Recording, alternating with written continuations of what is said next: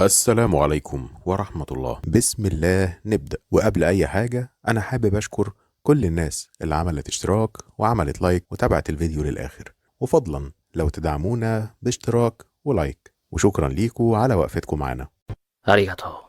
بتبدأ قصتنا في فصل في مدرسة، وكان المدرس بينده على بطلنا اللي اسمه شينج وقال له: انت يا عم يا اللي نايم على طول، فاضل 200 يوم على الامتحان النهائي وانت حالتك الصحية في البيبي ومش نافع ببصلة. هنا فضلوا زمايله في الفصل يتريقوا عليه لحد ما صاحبه ليه وقال له: هو انت برضه بتحلم بالحلم المهبب ده تاني؟ قال له: اسكت ما تفكرنيش، ده حلم زي الزفت، شكلي هاخد ادوية كتير واموت نفسي في التمرين. رد صاحبه: يا عم الحال من بعضه، ايه رأيك تفكك من الهري ده وتعالى نلعب مع بعض شويه؟ قال له: لا يا عم انا ماليش مزاج، روح انت. وبعدها وهو ماشي في طريقه للبيت قال له: الظاهر كده العالم اللي كنت فيه ما يفرقش كتير عن العالم اللي انا فيه دلوقتي. ولما وصل البيت امه قالت له: ثواني والاكل يكون جاهز، احنا بس مستنيين اختك لما توصل بالسلامه. حب يطمن على ابوه اللي كان تعبان، بس بيفاجئ ابوه يقول له: عيب عليك، ده انا لسه بصحتي حتى شوف. ووراله الترياق اللي جابه ب 20,000 جنيه. فقالت مراته: يا ابني اللي يا رزينه، لا ده انت جامد بقى وتمسك الشيشه. هنا سالت ابنها: اخبار التشي بتاعك ايه؟ عدى ال 85% ولا لسه؟ اصل اختك وصلت 90%. قال لها: الله يرضى عنك سيبيني في حالي، انا جعان ومصدع وعايز اروح اتمرن. وفعل ال 24 تقنيه لاعاده بناء الجسم، وبدا بالمجموعه ال 14 من الجمباز. وبنعرف هنا ان التقنيات دي وصى بيها التحالف العسكري العالمي لاعاده بناء جسم المبتدئين في فنون الدفاع عن النفس، وده بعد ما اتغير العالم ب 300 سنه. ساعتها بقى ظهرت شقوق في الارض والسماء، خرجت منها وحوش مرعبة غيرت مجرى التاريخ. هنا اضطر الإنسان إنه يستفيد من مصادر مختلفة للقوة، وظهر عصر ازدهار فنون الدفاع عن النفس عشان الإنسان يقدر يعيش على الأرض في وجود الوحوش المرعبة دي. وبعد كده بنلاقي شينج قاعدة على الأرض تعبانة جدا من كتر التمرين، وقال وهو زعلان: خلصت 3 مجموعات تدريب والطاقة بتاعتي زي ما هي بطة بلدي، أنا لازم أحاول تاني وأموت نفسي عشان خاطر أمي وأبويا. وفجأة دخل في حالة من اللاوعي ولقى نفسه جوه مكان مهجور، وقدامه زومبي هجم عليه بسرعة، قدر يصد هجومه واداله بالرجل ومسك طوبة نزل بيها على دماغه لحد ما فشفش حاله. ملحقش ولقى واحد أكبر منه نط عليه بمنتهى السرعة، وفجأة طلعت من شينج هالة شيطانية مرعبة وعقله دخل في ذكريات الزومبي اللي لسه قتله. وده كان عضو في فريق دفاع القاعدة اللي دربوا على تقنيات متقدمة في فنون الدفاع عن النفس عشان يقدر يواجه المخلوقات الشيطانية اللي هجمت على أبواب القاعدة في المدينة. ويرجع تاني شينج لوعيه ويكتشف إن هالة جسمه بقت قوية جدا، وفي ثانية إلا ثانية كان مخلص على الوحش اللي قدامه. اكتشف إن طاقة وقوة الزومبي اللي قتله دخلت جوه جسمه، فقال: الله أنا مش مصدق نفسي، يا سلام يا لو ما كانش ده بس حلم. وفجأة بتجيله تاني ذكريات القاعدة 1959. هنا قال: أنا كده مضطر أروح المكان ده واكتشفه بنفسي، يا سلام بقى لو ألاقي شوية زومبي حلوين عشان أمصمص في قوتهم شوية. بعدها بيصحى على صوت أخته اللي بتقول له: العشاء جاهز يا بهيمة. وقبل ما تمشي لحظة إن جسمه بقى فيه عضلات، ده غير السكس باكس اللي ظهرت في بطنه. يا ما نفسي اعملها واشيل الايرباج. وقالت لنفسها: هو الواد ده بيتمرن من ورايا ولا ايه؟ وبعد ما مشي تشينج سرح في الذكريات لما كانوا صغيرين وبيحبوا بعض، بس للاسف معاملتها معاه اتغيرت بعد نتائج تقييم المدرسه، لان التشي بتاعها عدى الواحد وقوتها بقت فوق ال100. ساعتها راحت لجامعه فنون الدفاع عن النفس وسابته لوحده، وهو بيغير التيشيرت بص في المرايه واتفاجئ ان عنده عضلات، ده غير ان طاقته وقوته بقت جامده جدا خصوصا بعد القوه اللي خدها من الزومبي. المهم راح على السفره قعد مع عيلته ونزل على الاكل خلصه كله. بعد ما خلص قرر انه يروح الدوجو علشان يختبر قوته، وده مكان يعني متخصص لتقنيات الملاكمه. فضلت العيله بتاعته محافظه على 10 مراكز الاولى في مؤتمر فنون الدفاع عن النفس. وهناك بقى المستوى الاول التلميذ الممتاز اللي التشي بتاعته 1.5 والقوه 150. المستوى الثاني مدربه محترفه تشي 15 والقوه 1500. المستوى الثالث مستوى المستشار التشي 100 والقوة 10,000. الرابع سيد الدوجو اللي تشي 200 والقوة 100,000. ولما دخل انبهر جدا بالمكان ومستوى أبطال الدوجو. سألته المسؤولة في المكان علشان يشترك في الدوجو، قال لها: لا انت فهمتيني غلط، انا جاي هنا بس اعمل اختبار قدرات. ولما راح على الجهاز اكتشف ان التشي بتاعه قرب من الواحد. ولما راح على جهاز القوة ظهرت منه طاقة قوية واكتشف ان هي 113. فرح جدا وقال: ايوه بقى يا وديع، اخيرا كده يا وديع، يا سلام بقى لو نمت 10 ساعات اكيد هبقى يبقى في حته تانية خالص. حاول ينام معرفش، ففضل يتدرب شويه ولاحظ انه بينفذ نفس حركات الزومبي اللي قتله. بعدها قعد يتدرب على الحركات الجديده 200 مره، وكل مره القوه كانت بتزيد اكتر. ابتدى يتقن حركات التنفس وخرجت منه طاقه تشي مرعبه، واكتشف انه استنزف طاقه جسمه بالكامل، وانه محتاج تغذيه ومكملات غذائيه عاليه عشان يقدر يكمل تدريب. بس للاسف الكتمنص مش معاه، يعني مفيش فلوس، واسرته كحيانه على الاخر. ففكر انه يعرض قدراته ومهاراته في مدرسه المواهب، وهناك في النادي الرياضي بنلاقي التلاميذ موجودين مع المعلم تشونج، وده مدرب قتالي من الدرجه الثانيه. وفضل يستعرض اداؤه وقوته قدام التلاميذ، وقال ليانج تعالى هنا واستعرض قوتك ومهاراتك قدام الكل. وهو شاب وسيم وغني وطاقته الحيويه 1.2. بدأ القتال مع المدرب تشونج اللي قال له الله ينور عليك وعلى حواليك، بس انت محتاج تركيز وعايز بس تصحح شويه حركات في المستقبل. دلوقتي بقى يا رجاله مين عايز يتحدى يانج؟ الكل طبعا عمل من بنها وعبط، لغايه ما المدرب لاحظ ان عيون شينج فيها طاقه قتاليه قويه. قال له خد يلا انت اللي هتواجهه، يا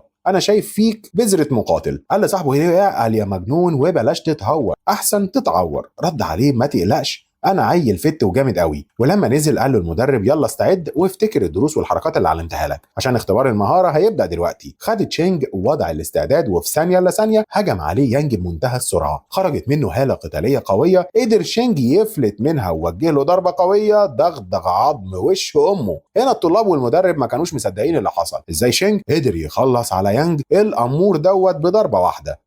هنا امر المدرب انهم يجيبوا الاسعاف بسرعه، فجت وشالوا يانج على نقاله. قال شينج للمدرب معلش يا كبير انا اتحمست وما قدرتش اتحكم في قوتي. قال له اللي حصل ده عادي ووارد جدا يحصل في مواجهات فنون الدفاع عن النفس، المهم تعالى ورايا على المكتب عشان عايزك في حوار مهم. وهناك قال له صارحني بس وقول لي ازاي قدرت تعمل كده وانت طاقه التشي بتاعتك 8/10. قال له الكلام ده كان من فتره، انا دلوقتي حاجه تانية. هوبا وسع بقى. قال له اوعى تكون واخد هرمونات يلا او اي مكملات عشان ده غير قانوني في المدرسه وانا خايف يتقبض عليك. قال له ابدا يا كبير، لا مكملات ولا حبشتكنات. طلب منه انه يقيس طاقه التشي بتاعته ومستوى القوه على الاجهزه اللي قدامه. اول ما حط ايده على الجهاز اتفاجئ المدرب ان التشي بتاعه 1.5 ورتبته مقاتل من الدرجه الاولى. دخل على جهاز القوه كسره بقوته القتاليه ودمر المكتب بتاعه. فقال له الله يخرب بيتك ده انت دغدغت الدنيا. قال له مام سيدي الحلي ما كنتش متوقع ان اعمل كده. قال له ما تجننش امي، طب امتى اخر مره عملت فحص للتشي بتاعك؟ قال له ال10 دول من اسبوعين بس. اتعصب جدا وقال له انت عايز تقنعني انك في اسبوعين بس بقيت في مستوى مقاتل؟ يا عم قول كلام غير ده، شكلك كده من عيله غنيه وعندك مدرب جامد جدا. قال له غلاوتك عندي ابدا، ده انا فقير على قد حالي. قال تشونج في نفسه الواد عملها ازاي؟ ده انا لما كنت في سنه قعدت سنين وسنين لحد ما بقيت مقاتل من الدرجه الثانيه، ودخلت الجيش ساعتها اللي كان قادر يهزم الوحوش الدمويه اللي كان عنده قوه كبيره جدا. هنا قال له تشينج انت لازم تدخل احسن فصل في المدرسه بتاعتنا وتتدرب على ايد مدرب عظيم. قال له بس بشرط تخلوني اخد منحه القتال وتسيبوا لي وقت فراغ في المدرسه. قال له يا سلام خد عندك يا سيدي منحه دراسيه ب 30,000 جنيه، واداله بطاقه سوداء للفنون القتاليه ب 100,000 جنيه، وقال له انا معتمد عليك وعايزك تشرفني. قال له عيب عليك ده انا هخربها. بعدها قال واد زيه هيبقى سلاحنا السري قدام باقي المدارس وهنستفيد منه بعد كده في المكان المهجور. بعد كده شينج كان بيتمشى ودخل محل للمكملات الغذائيه، ولاحظ ام بتشتري لبنتها اكسير غذائي لقلب الاوركيد ب 30,000 جنيه. اتحصل على نفسه وقال لو ما كنتش على قد حالي كان زماني في حته تانية خالص. المشكله ان مستواي اقل من اختي بكتير، بس بصراحه هي تستاهل انها تكون في مستوى متقدم في الفنون القتاليه. انا لازم اشوف طريقه عشان اطور من نفسي ومستواي في القتال، لازم اغير الواقع واكل قواقع، ولازم ابقى عيل جامد وفت، خصوصا وانا اقدر اكسر الحواجز واعدي الزمن. وفي المستقبل بنلاقي تشينج عمال يقتل شويه زومبي لحد ما وصل لمكان مهجور مليان بالضباب، وقال واضح كده من كل ذكريات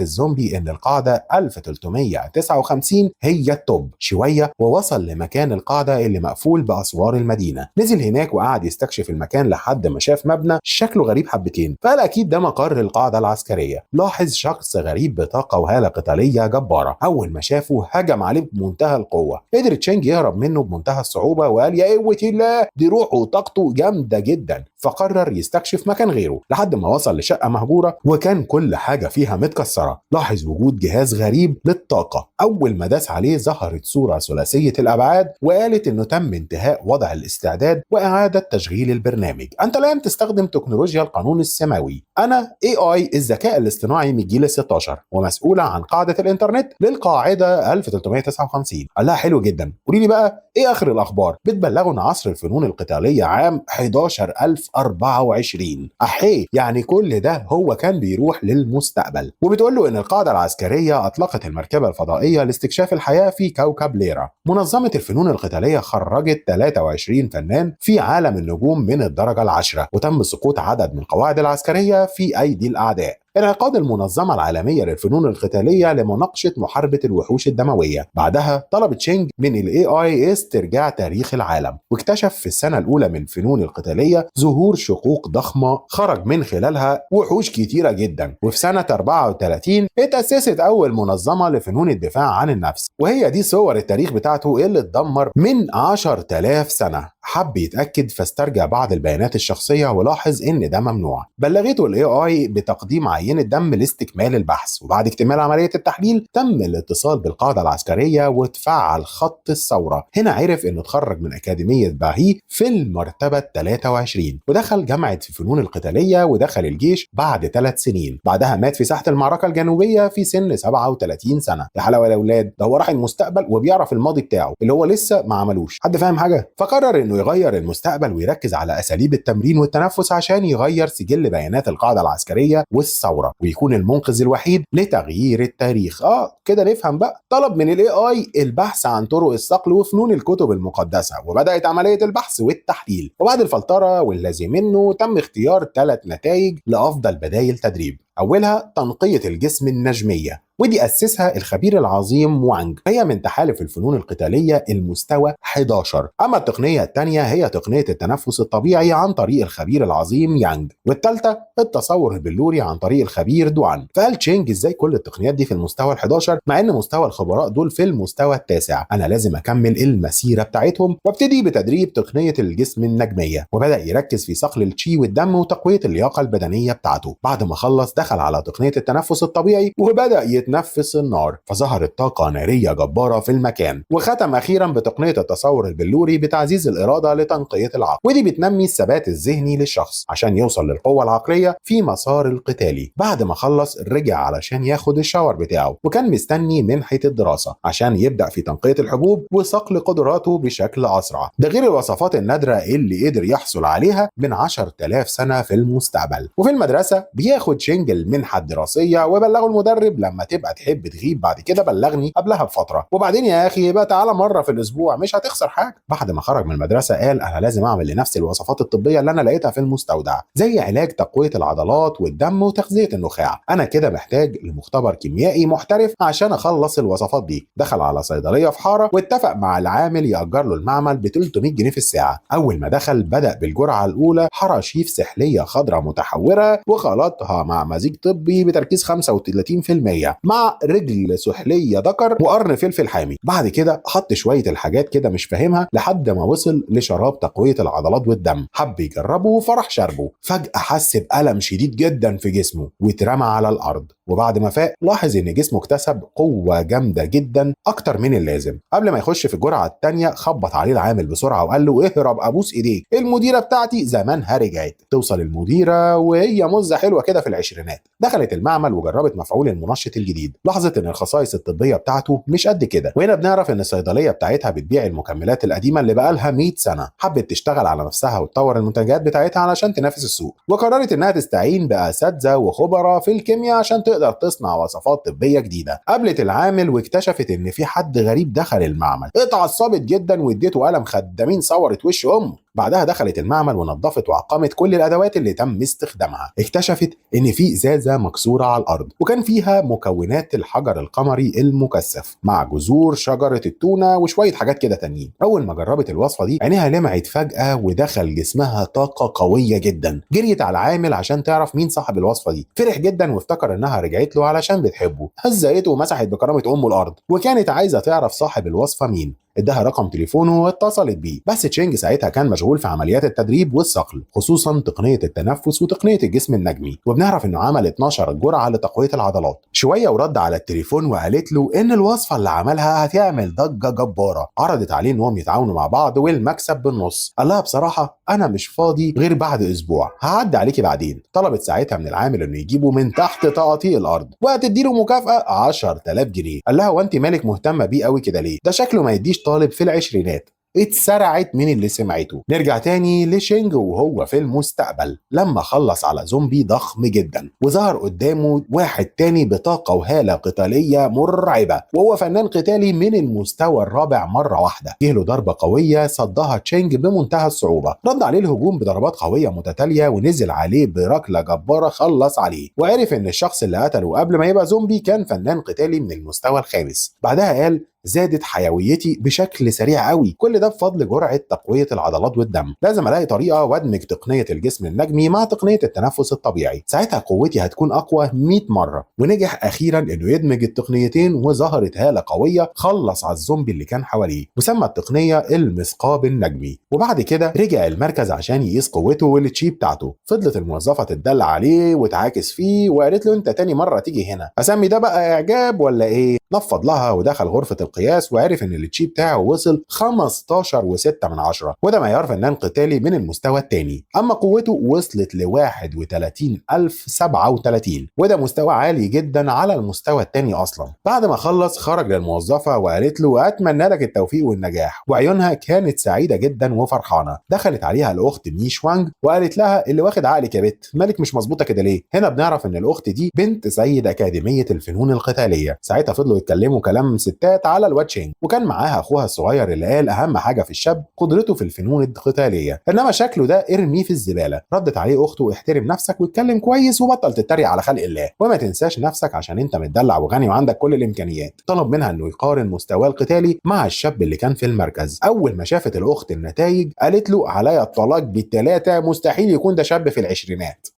بعدها طلبت من موظفة الاستقبال واخوها يدوروا على الشاب ده في كل حتة. على الجنب التاني شينج كان رايح جمعية الفنون القتالية عشان امتحان شهادة الدرجة التانية، ولما دخل شاف طلاب كتير وناس كتير وقال سوق الجمعة، وبيلاحظ وجود بنت صغيرة بس شكلها مميز جدا. شوية وظهر في المكان راجل جدا طول بعرض بارتفاع، وطلب من الموظف شهادة تقييم من المستوى الثالث. بدأ زعاو بجهاز فحص التشي، وتفاجئ الكل ان درجة التقييم 107، وخرجت منه طاقة قتالية جبارة في المكان كله، واكتشفوا ان قوته القتالية 10831. طبعا خد شهادة معتمدة من الدرجة الثالثة. بعديه دخل بطلنا شينج الاختبار، فكان درجة التشي 15.7، ودخل على اختبار القوة وفعل المثقاب النجمي. ظهرت طاقة وهالة أرجوانية مرعبة في المكان، ومن قوة الضربة كسر ودغدغ المكان حرفيا، وكانت قوته 15709. طبعا الكل كان مذهول وفاتح بقه من اللي شافوه، ازاي طالب عنده 18 سنة وعنده كل الإمكانيات الجبارة دي. ساعتها بقى الموظفة قالت له بص يا باشا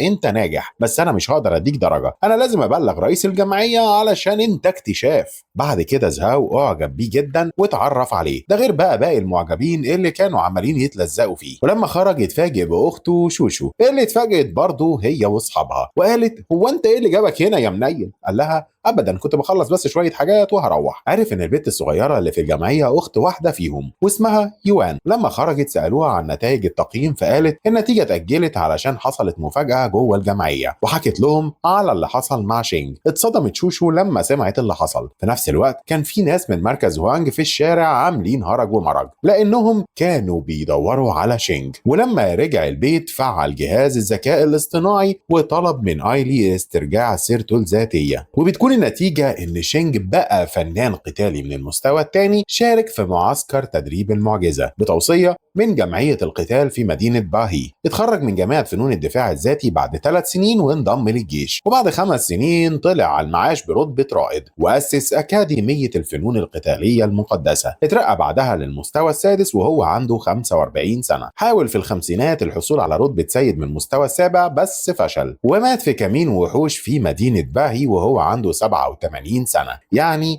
هو قدر يغير من المستقبل بتاعه عن آخر مرة اطلع عليه. هنا المستقبل يقدر يتغير ولازم يتحكم في مصيره، وقال لازم ألاقي طريقة عشان أوصل للمستوى ال11 وأغير مصير العالم. في نفس الوقت بنلاقي شياو رئيس مؤسسة باهي للفنون العسكرية بيتكلم مع واحد من الأعضاء في جذب وانضمام الموهوبين من المدينة، وإنهم ما عندهمش الموارد اللازمة للدعم والتمويل، ده غير عدم المشاركة في مخيم التدريب لسنين طويلة، وده بيقلل من هيبة وشكل المدينة بالنسبة لباقي المدن. فاتفقوا إن شياو يدور على المواهب بنفسه ويضمها للمؤسسة. شوية ودخلت عليه السكرتيرة وبلغته باللي حصل في الجمعية. فرح جدا وعرف إن شينج ساقل عظيم وموهوب بالفطرة، وقرر إنه يروح يزوره بنفسه. في نفس الوقت كان أخو الأخت ني جاب كل المعلومات اللازمة عن شينج وعيلته، فقررت تروح هي كمان علشان تشوفه. وفي بيت شينج بيبلغوه بوجود شياو والأخت ني. اتعرف شياو عليه هو وعيلته ومنحوا رتبة فنان قتالي من الدرجة الثانية وشهرية ثابتة ومكافأة 1,000,000 جنيه، وده في مقابل إنه يشارك باسم المؤسسة في معسكر المعجزة التدريبي اللي موجود في مدينة دونج. والمعسكر ده بيتجمع فيه كل مواهب الفنون القتالية، واللي بيخسر بتتدمر حياته تماما. قال شياو لشينج أنا مؤمن بيك وبقدراتك. رد عليه وقال له شكلك كده فاهم يا نصة. على العموم أنا اقتنعت بكلامك، حدود قدراتي وقوتي أقوى بكتير من كده. خلاص يا كبير يومين وعدي عليا. ووجه كلامه للأخت ني وقال سكة ودغري قولي لي عايزة مني إيه؟ قالت له بعرض عليك دور تلميذ شرف في مركز هونج للفنون القتالية. الله يفتح الله، مش هلعب معاكم. حاولت تقنعه بمزايا المركز والأجهزة الحديثة اللي فيه. قال لها عايزة تستفيدي مني وتعملي دعاية للمركز بتاعكم؟ أنا شرطي إن انضم ليكوا عشان أداء الاختبارات وبس. قالت له موافقة، وهدية مني ليك شهرية 100,000 جنيه. طبعا عيلته كلها فرحانين جدا ومش مصدقين اللي بيحصل. وفي قاعة الإحسان كانت المزة هو بقالها أسبوع بتدور على أي معلومة تدلها على الواد شينج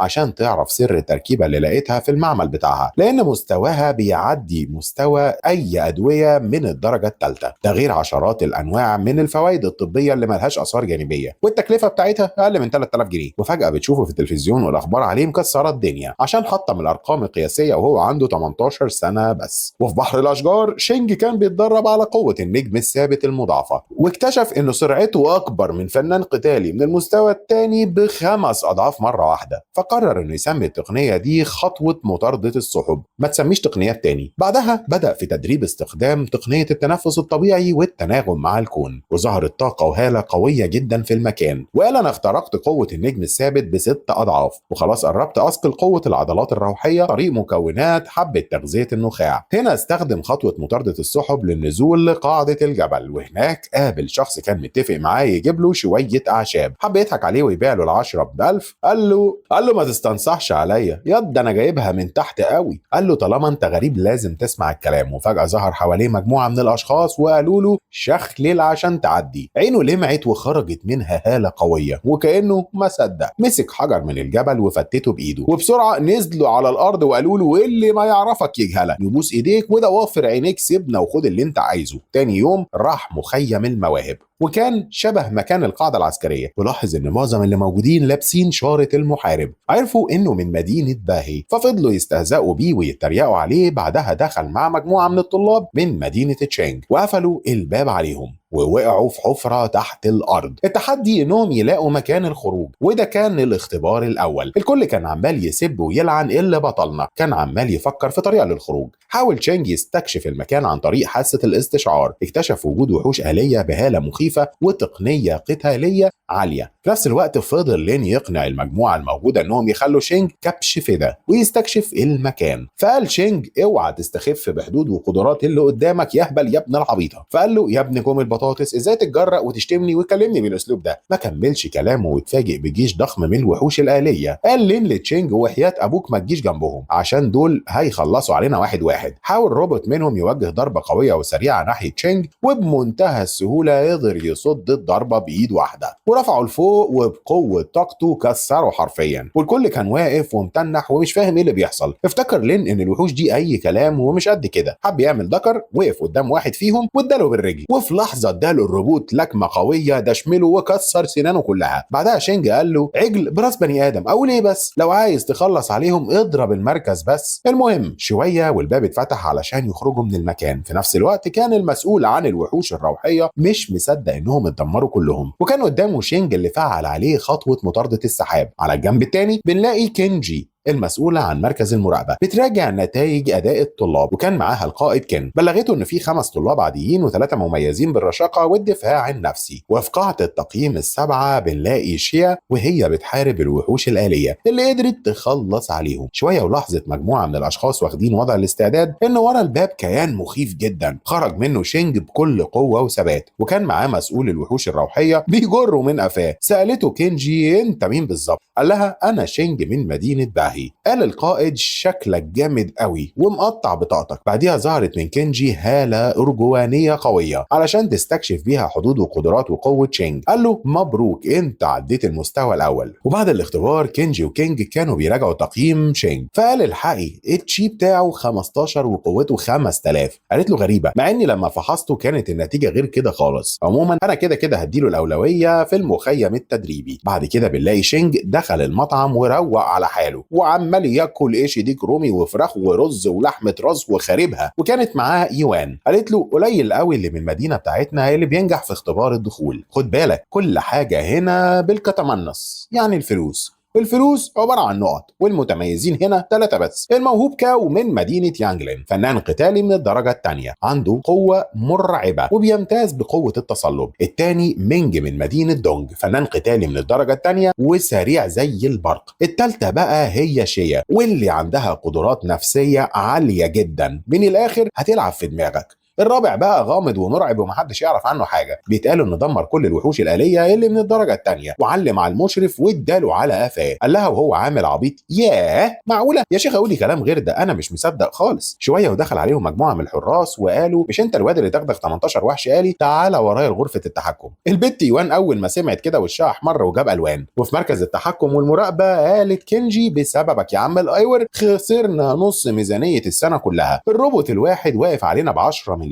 بعدها دخل كينج ومعاه ال3 الموهوبين، وزعت عليهم كينجي بطاقات ذهبيه فيها 100 نقطه لكل واحد. بس بطاقه شينج كانت بيضه وفله. قال له كينج احمد ربنا ان احنا لحقناك في المطعم، كان زمانك مديون دلوقتي، انت واكل لحمه ب5 وتدريب 10 وميه ونوم، الحساب كله 1000. قال له كاو لا دي كوسه بقى ورشوه ومحسوبيه، وشغال ينشر اشاعات عن نفسه ان اي حد في المستوى الثالث او الرابع يقدر يغلبه بكل سهوله. طب لو ذكر اقف وواجهني وانا اقطعك حتت. ملحقش يكمل كلامه وفعل شينج اصبع الغبار النجمي، وظهرت طاقه قويه في المكان على شكل دواير دشملته ورميته بعيد على الارض. بعدها قال ها حد ليه شوق في حاجه؟ قال كينجي بقول لك ايه، انت خطط تدريبك ايه الفتره الجايه؟ قال لها ما تشغليش بالك انا عندي حاجات اهم من ده بكتير، عندي تامل وبعد ما اخلص هتغطى وانام. هنا فضلوا يتناقشوا ازاي الواد ده بيتدرب بالقوه دي وهو ما عندوش اي موارد في الاوضه بتاعته، وانهم خايفين يحصل له زي ما حصل لديك بينج واللي كان عنده ميزه جسديه قويه جدا بس للاسف فشل في النهايه. واهم حاجه في القتال الخبره والسرعه والمهاره والملاحظه، ده كده مش حاجه دول 4 ما علينا. وفي المستقبل شينج كان عمال يصطاد في شويه زومبي، اخرهم كان مقاتل عسكري في المستوى السادس اكتشف انه لازم يطور من نفسه في تقنيات السيف والرمح والقبضه عشان يقدر يوصل للفنون القتاليه المثاليه. بعدها قرر انه يرفع من طاقته وعقله الداخلي. هنا حب يراجع التقييم بتاعه عن طريق الذكاء الاصطناعي وعرف ان مستقبله اتغير وانه اترقى للمستوى السابع وبقى سيد قتالي من الدرجه الاولى، واكتسب فنون تقنيه الجسد الكوني والتنفس الطبيعي وليله كبيره قوي سعادتك. شويه ولاحظ كتاب فن تنوير ملك الجحيم، ودي مهاره قتاليه كامله من المستوى ال11. قال لنفسه يا وجع مهب به، ده الوهم المثالي لملك الجحيم. وبنعرف هنا ان ده فن مخصص للنفسيين، يعني اللي بيعرفوا يلعبوا في دماغ اللي حواليهم. بيساعد في استخدام الطاقه الجسديه بشكل مثالي في المعركه بانشاء جسم اخر باستخدام الطاقه، وبتتشكل على هيئه جينات الشخص في العضلات ومهارات القتال. والخطوه الاولى منها تقويه العضلات لزياده الحيويه واللي اسسها دوان فينج، وده كان متصنف من ضمن ال11 الموهوبين في الفن ده. بعدها قال لنفسه انا كده عندي شغل كتير والطريق لسه قدامي طويل قوي، لازم اتدرب بكل طاقتي وقوتي. بعد شهر بنشوف شيا عماله تتمرن وتتدرب بكل قوه على مهاره التحكم بطاقه النجوم. ظهرت منها هاله قرمزيه جباره قالت لها كينجي برافو عليكي، شكلك كده هتكوني في التصنيف الاول للنفسيين، بس عندك شويه ضعف في ثبات وجبات الطاقه بتاعتك. احكي لي وفضفاضي، هو انت كان عندك مشكله زمان؟ قالت لها جدي الله يحرقه هو السبب. قالت لها بقول لك ايه، انت يا تضربيه يا تقتليه. في نفس الوقت كانت يوان بتنظف الاوضه بتاعتها، دخلت عليها بنت وقعدوا يتكلموا ويقطعوا في فروه شينج، وانه مش فالح في حاجه غير الاكل والنوم طول الليل. شويه وسمعوا ان كاو بيتدرب على تحمل الجاذبيه ب4 اضعاف، حبوا يلكوا لك عليه. اما بقى تشينج فكان في اوضته بيثقل طاقته وهالته وقوته.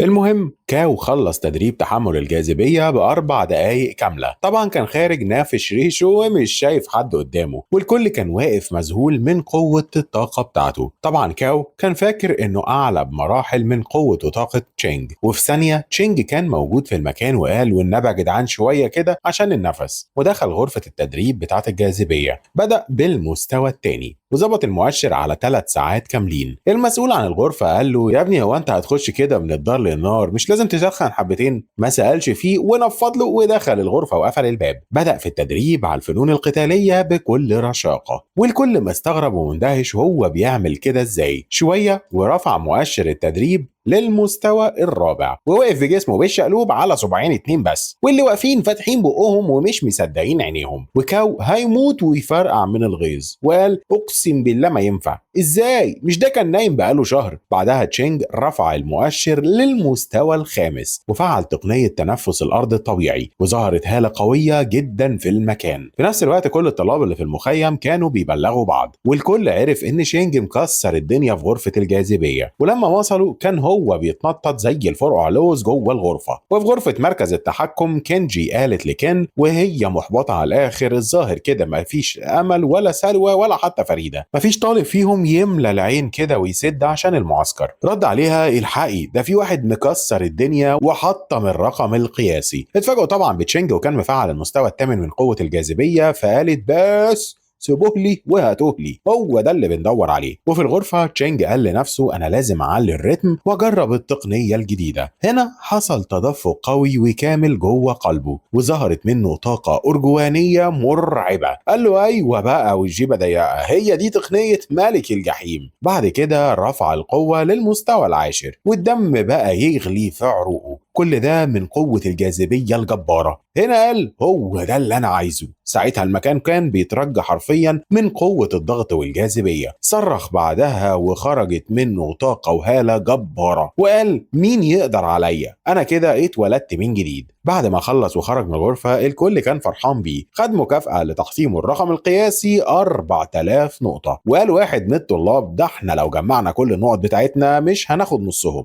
طبعا البرنس شينج كان ماشي يتمخطر براحته وراح لمختبر مهارات الحركة، ودي غرفة مليانة بأشعة الليزر لقياس سرعة ومهارة حركة الشخص. وهنا كان مينج مخلص تدريب المستوى الثاني بنسبة 87%، وكان سعيد جدا لأنه كان شايف نفسه أسرع واحد في المخيم. بس لاحظ ان كل الطلاب واقفين ومعاهم كين وكينجي وعمالين يتفرجوا على حاجة كده ومش عارفين في ايه، وعرف اخيرا انهم بيتفرجوا على الاسطورة شينج وهو جوه غرفة مهارات الحركة. جري على هناك علشان يلحق يتفرج معاهم. لما وصل قال لهم في ايه يا جدعان انتوا عاملين دوشة كده ليه؟ ده حيالله حتة عيل من مدينة باهي مش فالح غير في النوم والاكل. رد عليه واحد وقال له بس يا عبيط يا ابن العبيطة اتفرج وانت ساكت. ساعتها تشينج كان مفعل قاذفات الليزر على اقصى درجة، وقال لنفسه انا اهم حاجة اركز ازاي افلت من اشعة الليزر. وبدأ الاختبار وكان بيعدي من بين الأشعة زي السكينة في الحلاوة. طبعا مينج تنح وفتح بقه وقال مستحيل، ازاي قدر يفلت من 1000 شعاع مرة واحدة؟ كينجي بقى لما شافت كده شكت فيه وقالت ده لو متدرب على الحوار ده 1000 مرة مستحيل يبقى بالدقة دي، شكله كده عنده رؤية وبصيرة وبعد نظر. في نفس الوقت قدر شينج بسهولة يفلت من أشعة كانت متوجهة عليه. هنا كينجي قالت أنا كده اتأكدت من كل الشكوك اللي عندي، أنا لازم أفحص قوته النفسية واختبره مرة تانية. في نفس الوقت كان شينج كمل المستوى الثاني من فن الأقدام والحركة وتم الانتقال للمستوى الثالث، وظهرت كتل نارية سريعة جدا وكان معاها ستاير كتير من أشعة الليزر. هنا قال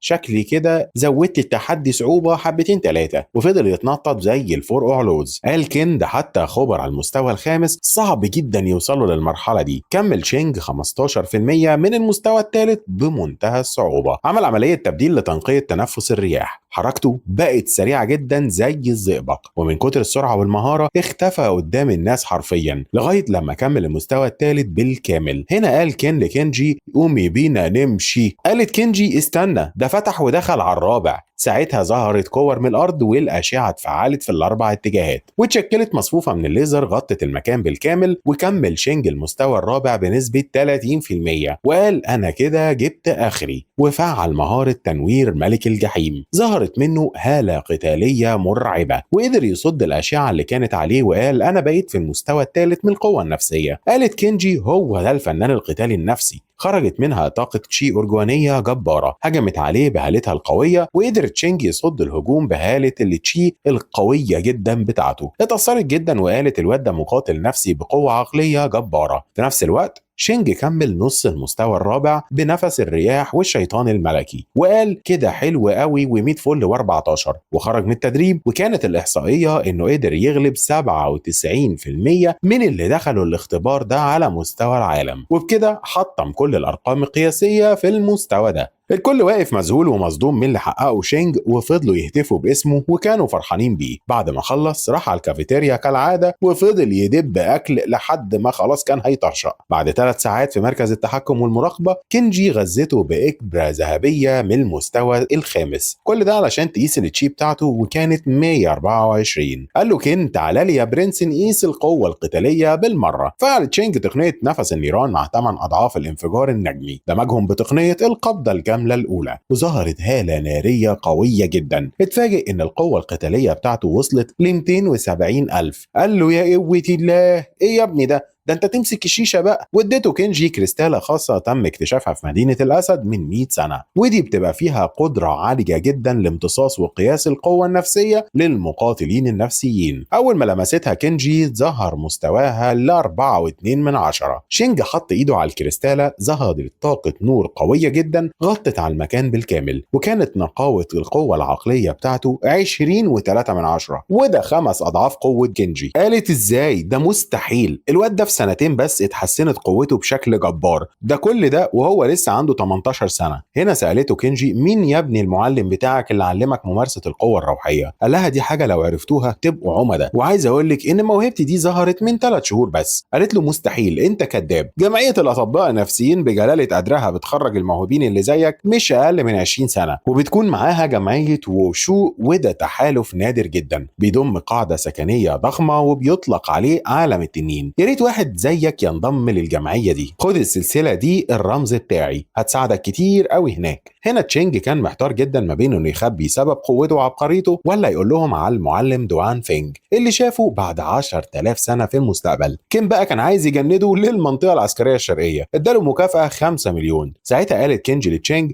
الموهوبين اللي زيك قادرين في المستقبل يقلبوا النتائج في ساعة المعارك، بدمك وروحك وأسلحتك الفولاذية نقدر نقطع رؤوس الأعداء. قال كين وعايز أعرفك إن كل سنة بيبقى في دوري الفنون القتالية على مستوى الدولة، فأنت لازم تمثلنا في معسكر تدريب المواهب في مدينة دونج نينج، والمشاركة في اختيار جنرالات المنطقة الشرقية. الغرض منه اختيار العباقرة الحقيقيين في المنطقة، واللي بيمثلهم الجنرال العام جورو، والجنرال المختار بيبقى سيد المستقبل. قالت كينجي كلها شهور والمسابقة تبدأ فخليك معانا لحد ميعاد الاختبار. قال لهم تمام أنا موافق ومعاكم. هنا قال كين أنا متأكد إن الواد ده قادر يعمل المعجزات في المستقبل. بنروح لجمعية فنون القتال ووصل أخيرا شينج. أول ما شافته السكرتيرة رحبت بيه جدا. ساعتها سمع واحد من ورا الباب كان بيزعق لشياو، وأول ما دخل قال الراجل أبو برنيطة هوبا هو أنت بقى اللي مكسر الدنيا؟ المهم يا شياو فكر في الكلمتين اللي قلتهم لك كويس جدا، وخد بالك من شيا علشان دي حفيدتي ونور عيني. هنا قال لشينج ايه اللي رجعك يا بيه المعسكر التدريبي؟ قال له ابدا انا جاي لك ومعايا التقرير بتاعي عشان توثقه وتختمه. خد بالك انا متوصي عليا من السيده كينجي شخصيا. اول ما شافوا التقرير اتصدموا وتنحوا هما الاثنين، لان في شهر واحد بس قدر يخترق المستوى الثالث على ايد كبير المدربين الشرقيين شخصيا. هنا قال شياو هات يا باشا الورق اختمهولك. طبعا جد شيا ما كانش مصدق التقييم وقال له انت كداب ياض بوشك اللي بين قوسين ده. قال لهم سكه ودغري كده السيده كينجي هتتواصل معاكم. ولما ظهرت على الشاشه اتفاجئوا انها كانت بتزق البت شيا. طبعا جدها وشه كان في الارض ومحرج على الاخر. قالت انجز يا شيا واختم له الورقه عشان يلحق اختبار تقييم الجنرالات، وانت يا شينج جمعت لك شويه اسلحه لوز عنب، هديك المنيو وتنقي اللي انت عايزه. بعدها وصلوا شياو لحد البيت بنفسه وركبوا تاكسي، وفجأة وهم في الطريق شاف يافطة مكتوب عليها مركز هونج متكسرة ومرمية على الأرض. هنا قال لين لني هونج أنا جاي هنا عشان أتحدى التخين فيكو والذكر يوريني نفسه. قالت شوان هو يعني عشان ربنا كرمك وبقيت في المستوى الرابع هتفتري على خلق الله؟ صحيح اللي اختشوا ماتوا والله. قال ني هونج مالك يا عم الحاج سخنان علينا كده ليه؟ أنا وعدت إن المدرسة بتاعتي مش هتجند الطلاب لمدة سنة. قال له أمال اليافطة اللي بره دي معناتها إيه يا برنس؟ قال له تصدق أنا غلطان، وخد وضع استعداد وفعل تقنية زوج القبضات. قال له لين يا عم اتهدى على جنب، انت حالك يصعب على الكافر، ده انت عايز حقنتين لحمه. وبعدين قول لي الواد اللي عنده 18 سنه ده هو انت المدرب بتاعه ولا ايه الحوار؟ قالت له شوان والعشرة دول ما نعرف عنه حاجه، ده يا دوب هو عضو عندنا في الصاله. قال لها يا سلام، ده نص صلاه الجيم بقت فاضيه بسببه، محدش بقى يزعل مني في اللي هعمله فيكو. قالت شوان طلابك هم اللي سابوك ومشيوا، انا مالي يا لمبي. هنا قال لين عشان كده هدمر الصاله بتاعتك وساعتها كل الطلاب هيكونوا عندي. قالت شوان طب لو راجل تعالى وانا هعلم عليك. خد وضع استعداد وظهرت منه طاقه جباره، وجه لها طاقه شيء مرعبه، اتصدرها ابوها بكل شجاعه ومن قوه الضربه اترمى واتحدف بعيد. قال له يا ابن يا لذينه ده انت بقيت في المستوى الخامس، خلاص يا عم انا هقفل الصاله واجيب ظرافها. رد لين اذا كان كده هسيبك. وفجاه ظهر شينج وقال على جثتي. قال له لين انت بقى الواد اللي مكسر الدنيا في الضلمه؟ ايه المدينه كلها بتتكلم عنك، والله شكلك مش بطال. بص يا اسطى تعالى عندي في الصاله بتاعتي وهدربك على تقنيه شر التصلب. قال له يا راجل قول كلام غير ده. ففعل تقنيه درع التصلب وظهر وحش مرعب، وفي ثانيه ظهرت من تشينج هاله تشي قويه، وبضربه واحده كان شينج مخلص عليه وقدر يكسر تقنيه التصلب وحصل انفجار قوي جدا. قال له بقى يا عم عامل لي فيها ايه ده انت مياس وبق على الفاضي. طلاب قالوا لين ابن المعلم الزناتي اتهزم يا رجاله، وفي ثانيه خدوا ديلهم في اسنانهم وقالوا يا فكيك. وتشينج راح عشان يطمن على شوان وابوها وقال ما تقلقوش طول ما انا موجود الصاله بتاعتكم عمرها ما هتتقفل، ولو حد ضايقكم تاني قولوا لي بس كلمه جزر وهتلاقوني قدامكم في ثانيه الا ثانيه. بعدها مشي وراح لعيلته علشان يطمن عليهم، وفي المستقبل خلص على زومبي من المستوى السادس بضربه واحده، وقرر انه يروح لمركز القاعده ويقابل الزومبي العظيم. اول ما وصل اتفاجئ بضربه سريعه وقويه ناحيته، حصلت دربجه في المكان وقدر يصد الضربه بمنتهى الصعوبه، وكان الزومبي العظيم خارج منه هاله ذهبيه جباره. هنا قال يا قوه الله ده هالته دي من المستوى السادس، شكله كده من اسياد الفنون القتاليه. اتملك نفسه وقال انا مش هخسر ولازم اكمل للنهايه. فعل تقنيه مطارده السحاب ومهاره الركله الخارقه وراح هاجم عليه وفين يوجعك، بس للاسف كل ده طلع في الشنيش مع انه كان مستخدم 6 اضعاف قوته. اتعصب جدا وخرجت منه طاقه ناريه جامده جدا ووجه ضربه قويه بكل طاقته وحصل انفجار جبار في المكان. بس اكتشف ان الزومبي العظيم ما حصلوش خدش واحد لانه كان مفعل درع الحمايه اللي من المستوى السابع، وده كان مجال قوه السيد الكبير. ساعتها اكتشف انه واقف في مكانه وما كملش حتى هجوم عليه، وقال ايه الخيبه اللي انا فيها دي، كل اللي عملته ده وما قدرتش ازقه حتى خطوه واحده، ده انا حتى مش عارف اتعادل معاه، بس لازم يكون في طريقه ولو خلصت عليه هقدر اخد منه كل اللي انا عايزه. فضل يوجه له ضربات سريعه قويه متتاليه، ومن شده ضربات القوه دي اتعكست عليه واترمى لبعيد. اكتشف ان هاله ومجال قوه الزومبي العظيم ابتدت تضعف واحده واحده، وقال لولا تقنيه التنفس الطبيعي كان زماني مخلص ومفرهد من بدري. فكر شويه وقال انا ليه ما استخدمتش معاه القوه العقليه اللي في المستوى الثالث. ركز مع نفسه وكثف مجال قوته العقليه وخرجت منه هاله سماويه قويه جدا، وبسبب انه مش قادر يحول قوته الروحيه لسيوف او رماح اتشكلت طاقته وهالته العقليه لبلورات زرقاء هجم عليه بمنتهى القوه، وابتدى يخترق مجال الدرع تدريجيا، وشويه بشويه فعل تكثيف القوه القصوى وخرجت منه طاقه سماويه متداخله مع البلورات الزرقاء على الريتم ده، وفضلت تنمو البلورات شويه شويه. فعل عليها نفس اللهب واللكمه المثاليه مع قوه النجوم وضربها بكل قوته، فظهرت طاقه تشي مرعبه على شكل سهم وكسرت المجال الروحي بالكامل. ساعتها وجه له لكمه قويه سريعه جدا ودخل مجال ذكريات الزومبي العظيم، وعرف من خلالها انه اخترق المجال مستوى السيد العظيم. في نفس الوقت كانت القواعد العسكريه تعرضت لهجوم الزومبي والوحوش الدمويه، والقائد العسكري جهز سفينه فضاء علشان يهربوا بسرعه، وفضل الزومبي العظيم في المكان. كل ده علشان يواجه وحش ثعباني من المستوى التاسع. وجه له ضربه اللورد وانج بمنتهى القوه، بعد ما خلص عليه قدر يوصل لفنان قتالي جديد من المستوى الثامن. قبل ما يموت كان نفسه يكمل مع مشروع الشراره لاباده الوحوش الروحيه واللي كان ممكن تصنع مقاتل عظيم من المستوى ال 12. هنا تشينج عرف ان دي كانت حياه السيد تشي، وده كان سيد فنون القتاليه متخصص في الملاكمه، واكتسب مهارات مهاراته وخبرته وفنونه السرية، واتطورت المهارات دي كلها في عقله بشكل جنوني. صرخ بأعلى صوت من كتر تركيز الطاقة في جسمه وعقله، ودخل في نطاق التركيز العميق لحد ما وصل لنطاق السيطرة المطلقة.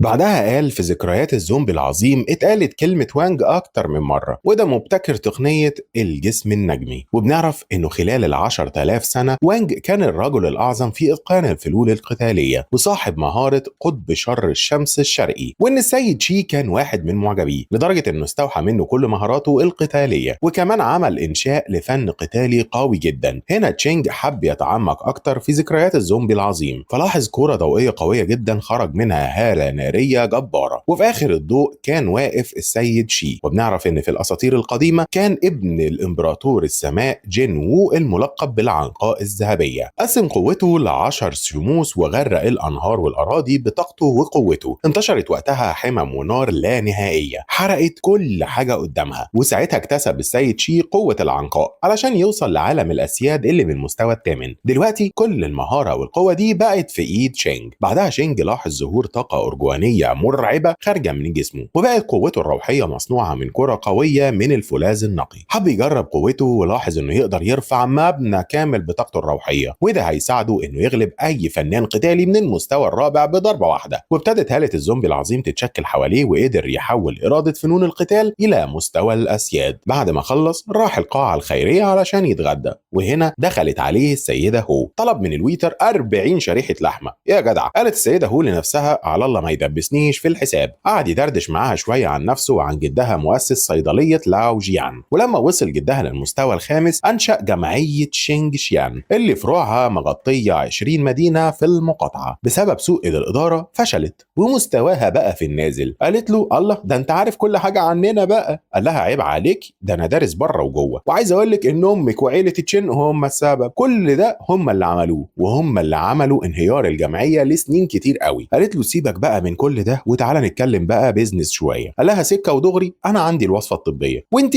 مسؤوله عن الانتاج والبيع. انا هاخد 90% وانت هتاخدي 10%. قالت له ده عندها يابا، بقول لك ايه، هم 70% ما فيش غيرهم. قال لها لو فكرتي كويس هتوافقي، ده غير ان انا هحميكي من مشاكل تانية كتير واخلصك من سيطره عيله تشين عشان تاخدي بقى بطارك وترجعي كل املاكك المسروقه. حتى بص كده، ووراها قدرته على صقل طاقه قرمزيه بمنتهى السهوله. قالت في نفسها الواد ده فنان قتالي روحي موهوب بمعنى الكلمه، واكيد هيساعدني ان انتقم من عيله تشين. بعدها اداها فلاشه عليها وصفات طبيه سحريه. وافقت على العرض بتاعه زي الدهف. قال لها انا مضطر اسيبك دلوقتي عشان اروح اسجل براءه اختراعي في نقابه الصيادله، وما تنسيش تحاسبي على الاكل بتاعي. اتصدمت لما لقت الحساب 115,000. قالت يا ابني المفجوعه، ده انت كلت اكل يكفي حي شبرا كله. ولما رجع البيت دخل على امه باكل كتير جدا. قال لها اتفضلي يا ست الحبايب، اكل بلوشي على الماشي. قالت له الله عليك يا حبيب والديك، نسيت اقول لك ان المعلم شونج جه كذا مره وسال عليك. وفي مدرسه باهي دخل على المعلم شونج، جاب له شجره هديه بدل اللي دمرها له. فرح جدا واتفاجئ ان هاله تشينج اتغيرت جدا. قال له ناوي بقى تعمل ايه، خصوصا المدرسه بتاعتنا خلاص هتقفل. قال له انا ناوي اوصل لتجارب القائد النجمي المستنير، وبعدها هروح لمنظمه الساده الروحيين عشان اجتاز الاختبار. قال له برافو عليك، كمل وانا هشجعك. خلص كلام وراح على الفصل بتاعه علشان يسلم على زمايله. رحبوا بيه جدا، خصوصا انه كان عايز يحضر حصه الثقافه. لاحظ صاحبه مينج انه اتغير كتير وهالته القتاليه بقت مميزه جدا. بعد ما الحصه خلصت سلم عليهم وراح لصاحبه وقال يلا بينا انا وانت يا برنس نجمع بقى شويه نقاط علشان نروح جامعه الفنون القتاليه. رجع البيت وقعد على الجهاز بتاعه واكتشف ان السيده هو اشترت كل الحبوب اللازمه لتقويه العضلات والعظام. بعدها قرر يشوف قائمه اسعار الاسلحه الروحيه علشان اختبار الجنرالات، فشاف سلاح عجله الشفره اللانهائيه سعره 37 مليون. اما بقى سلاح مكوك الفضاء الفضي كان ب 29 مليون. فقال يا قوه الله، دي اسعار ايه دي ارقام تليفونات. انا محتاج موارد عاليه جدا واللي معايا يا دوب ما يكفيش. انا كده لازم اروح لمكان الموارد الاستراتيجيه بنفسي عن طريق خريطه توزيع المنجم الموارد اللي في نيوتو شان، وهناك هاخد الموارد اللي انا محتاجها واروح للحداد وهيعمل لي بقى سلاح لوز اللوز. بعد اسبوع في قاعه جمعيه الصيادله وصل شينج هناك وقالت ما بدري، ايه اللي اخرك كل ده يا بيه؟ قال لها معلش كنت قاعد على الجهاز براجع الموارد اللازمه لتصنيع السلاح. سيبيني دلوقتي بقى براحتي عشان اشتغل على رواقه. بعد 3 ساعات خلص وقال لها انا رايح دلوقتي مشوار عشان اجمع لك الوصفات اللازمه اللي قلت لك عليها. بعد ما مشي لاحظت ان الدواء اللي عمله ليه تاثير قوي جدا علشان يقوي العظام، واللي عمله كان باقل تكلفه ممكنه كمان. شويه ودخل عليهم العامل وقال لها للاسف كاميرات المراقبه ما عرفتش تسجل اي حاجه. وفي مدينه شيومينج شينج كان راكب اتوبيس سياحي فاخر رايح لقريه شيان لين، وقال لنفسه شكل منجم الموارد ده ما حدش راحه قبل كده. شويه ولاحظ شخص بنضاره خارج منه هاله قرمزيه قويه، فقال الظاهر كده مش انا الفنان الروحي الوحيد اللي في الرحله دي. وفي الاتوبيس بنشوف دان طالبه من المستوى الثاني معاها صاحبتها مش طايقه العربيه ولا الرحله ولا الجو، فلاحظت بنت صغيره ماسكه كوره وبتلعب بيها مع شينج. اول ما شافته عينيها لمعت وقلبت قلوب، مسكت الكوره وفضلت تلعب معاهم، وبعد ساعتين وصلوا للغابه. البنت الصغيرة جريت على شينج وكانت عايزة تلعب معاه تاني يوم. استغلت الموقف دان ودخلت في الحوار علشان تتعرف عليه وتضيفه في قائمة الأصدقاء. هنا قال تشينج الظاهر كده البنات دول كمان شكلهم من المستوى التاني. كويس جدا إن بقى عندي القدرة في التحكم بسهولة في إظهار وإخفاء الطاقة الروحية بتاعتي. على الله بس ما يكونش في مقاتلين أقوى مني في الجبال المنيرة دي. وفي نفس الوقت على الطريق السريع سأل وو تشي أحد أتباعه وقال لقيت مكان تانج ماولين ولا لأ؟ قال له يا باشا ده موجود دلوقتي في جبال السور هو ومراته وبنته، ولو هو فين هجيبه لو مستخبي في بطن الحوت. قال له كويس جدا عشان عن طريق تانج ماولين وبنته هقدر اضيف القطعه الاخيره في المجموعه بتاعتي. على الجنب الثاني كان تانج ماولين وصل هو واسرته الغرفه بتاعته، وبالطاقه بتاعته والهاله عمل سكان للغرفه كلها. قالت مراته انا خايفه من ووشي يعرف مكاننا ويجي ورانا. قال لها ما تخافيش انا عامل حسابي كويس قوي. بنعرف هنا ان ووشي معلم معروف في الدراسات الروحيه. الراجل ده خطر جدا لان مستواه من الدرجة الثالثة. هنا قال تانج ماولين مفيش غير ابوكي اللي يقدر يساعدنا، خصوصا انه سيد روحي من المستوى الثاني. في نفس الوقت كان شينج بيعمل سكان هو كمان في المكان بتاعه، فحب يكمل المرحلة الاولى من صقل الجسم الذهبي. وفي الحلم مارس مهارة نفس السماء مع تشكيل هالة إرادة السيد، وفضل يقتل في زومبي كتير يمين وشمال. وخرجت هالة قوية قتالية جدا على شكل نهر جليدي، وفي اخر النهر مقاتلة بدرع فولاذي جامد جدا تنح وما كانش مصدق اللي شايفه، وفجأة اختفت من قدامه وعملت زوبعه جليديه وهجمت عليه بطاقتها الثلجيه الجباره فشقته النصين حرفيا. قام ساعتها من الحلم مفزوع ومتألم وقال يا قوه الله اللي انا شفته ده بجد ولا حقيقي؟ ده انا اتنفخت. كويس ان كل ده كان حلم والا زماني كنت ميت دلوقتي. ده انا استخدمت معاها كل قوتي العقليه للمقاومه وبرضه مفيش فايده. الست دي باين عليها جامده تنين، شكلها كده من قاده المستوى الثامن او سيده من الفالكيري. انا لازم احاول معاها مره تانية. ولما جرب يدخل الحلم فشل لانه مات جوه. قال شويه كده وابقى ارجع تاني. وفي المطعم قابل البنت الصغيره والبت دان فحبت تعزمه على العشاء هي وصاحبتها. في نفس الوقت البت الصغيره كانت عايزه تتعشى معاه، ولما وصل الاكل كان فيه ديوك رومي وفراخ وحمام ومحاشي، ده غير السلطات حاجه كده ما ايه درمغه. نزل على الاكل هو والبت الصغيره زي المفاجيع. طبعا صاحبتها ما عجبهاش اللي حصل، فضلت تقنع دان انها تصرف نظر عن حبها لتشينج خصوصا وانه اصغر منها في السن وشكله كده فقير وكحه. ردت عليها قالت لها اهم حاجه الحب والتفاهم والتضحيه، حتى لو كان شخص عادي هقف جنبه واشجعه لحد ما يبقى راجل عظيم. يا سلام ادي الستات ولا بلاش.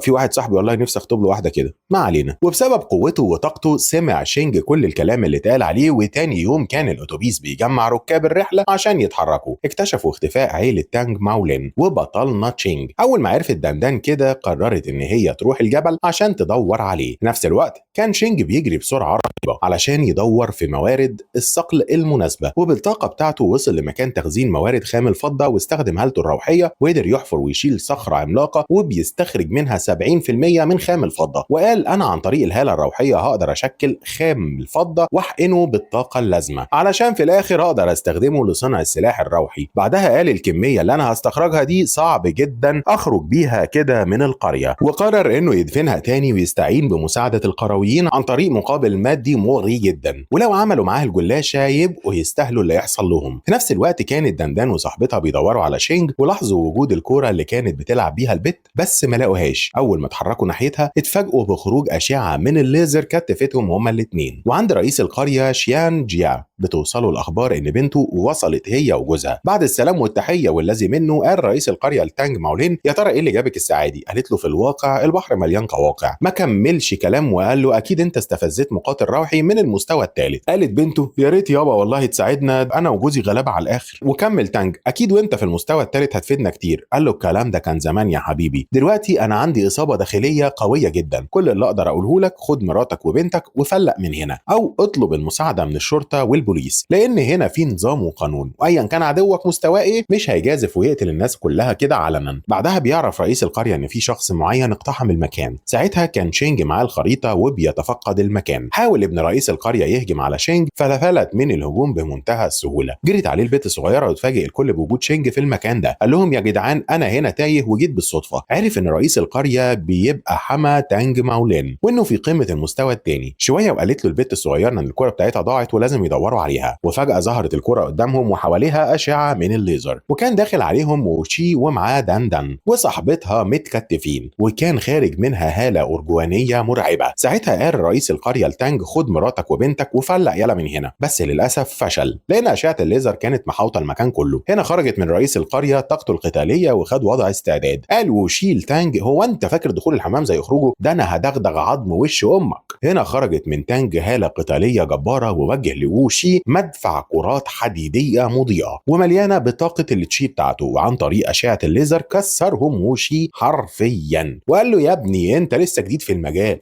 ووجه له هاله ارجوانيه قويه لمراته وبنته. وقال له: تانج خليك ذكر وواجهني مان تو مان. قال له: يا سلام انت جيت في جمل. وباشاره من ايده كان مفعل طاقه الليزر وكتف كل الموجودين في المكان. قال له: ده انا هخلص عليكم كلكم هيلا بيلا مره واحده، هعملكم كلكم بني ادم حط عليكم، وبنتك هعمل من طاقتها الروحيه عصير عناب. وبدا يخلص على تانج ماولن وفضل يخنق فيه بهالته القويه. وقال: هاتولي البت الصغيره عشان اشرب واتمزج. بس اكتشف ان الخيوط اللي كانت حواليها اختفت لان تشينج قطعها بهالته السماويه. طبعا حاول واحد من اتباع وشي انه يهجم عليه وبضربه واحده كان مرقده على الارض. اتفاجئ وشي وقال: يا ابن اللعيبه شكلك فنان قتالي من المستوى الخامس، انت ازاي قدرت تقطع خيوط العنكبوت بتاعتي؟ ده جسمك مش خارج منه اي هاله او درع حمايه، وريني بقى هتفلت من خيوط الارجوانيه دي ازاي. وجه له ضربه قويه وظهر عنكبوت ارجواني عملاق وبايد واحده قدر يصد هجوم الطاقه الروحيه. الكل كان واقف مذهول من اللي حصل وقالوا اكيد ده مستواه بدرجه سيد في فنون القتال. وفي ثانيه شينج كان ماسك الخيوط بقبضه يده وقدر يحول ووتشي لكره دخان قرمزيه. هنا خرجت منه هاله تشي قويه جدا وبحركه واحده دمر جسمه بالكامل. وبعد ما خلص عليه خد سلاحه الروحي المصنوع من الفضة، والكل ساعتها كان سعيد وفرحان وقال له: يا قوة الله ازاي شاب في سنه كان عنده قوة فنان قتالي من المستوى الخامس. هنا شينج طلب من تانج يساعده في نقل خام الفضة اللي اكتشفه. بعد 3 ساعات في الاتوبيس شينج قال: انا كده عملت اللي انا كنت عايزه في جبل الثور، لان في قوات مخصصة للتعامل مع شحن خام الفضة، ده غير السلاح الروحي اللي بقى معايا. شوية وسألته دان: هو انت رايح فين يا برنس؟ قال لها: انا رايح لمدينه ليانج تشينج. قالت له: الله ده انا رايحه هناك، الظاهر كده طريقنا واحد. محاكي يا بت تمحاكي، انت تروح عندي البيت تتغدى وتشرب قهوه ونتمشى شويه في وسط البلد. شويه وجاله تليفون من كينجي اللي بتفكره باختبار النجم اللامع. طلبت منه انه يستناها في محطه ليانج تشينج علشان تيجي تاخده. فاعتذر لدان وصاحبتها، قال لها: معلش انا مضطر اروح مشوار مهم. وفي ربع ساعه وصلت كينجي ومعاها طياره هليكوبتر. ودع دان واللي معاها وقال لها: اشوفكوا على خير. وهو في الجو عجبته الطياره قوي، فقالت له كينجي: لو عايزها انضم لينا في المنطقه العسكريه الشرقيه، وعايز اقول لك لو اترقيت في المستقبل لسيد كبير الجيش هيوفر لك طياره خاصه. المهم عايز اقول لك ان في 3 ايام اعلنوا عن اغلاق معسكرات التدريب في المقاطعه الشرقيه، وتم تحديد جميع اللاعبين المصنفين. والسنه دي المسابقه هتبقى فشيخه، 80% منهم محاربين موهوبين، واحد فيهم متميز بالتحكم في العناصر والتاني سيد روحي عدى المرحله الثانيه، ده غير ان في 20 عبقري فوق المستوى الثالث، واخرهم وحش من المستوى الرابع. والاختيار المره دي هيتم عن طريق جميع القاده العسكريين عن طريق معركه ضد الوحوش النادره، ودي اللي خرجت من الشقوق اللي في الارض والسماء. وفي كل سنه بيتم مواجهتهم عن طريق محاربين اقوياء من الجنس البشري. اتصدم وقال: ما كنتش متوقع ان المنطقه العسكريه ترمي الطلاب قدام الوحوش النادره مره واحده. قالت له: علشان يطلعوا المواهب والكوادر اللي عندهم. عايز اقول لك الاختبار ده المكافآت فيه هتبقى للركب، بس شرط تكون من ال10 الاوائل. المراكز ال3 الاولى هيدخلوا بركة الدماء النادرة والفوز بلقب النجم، ده غير دخول حمام السباحة النخاعي. والدم والنخاع النادر دول مستخلصين من الطاقة الهائلة اللي موجودة في جسم الوحوش الروحية، يعني حاجة هتخليك جامد تنين. وبنعرف ان الدم النادر ده هو سائل خلية الوحش الشوكي المستخرج،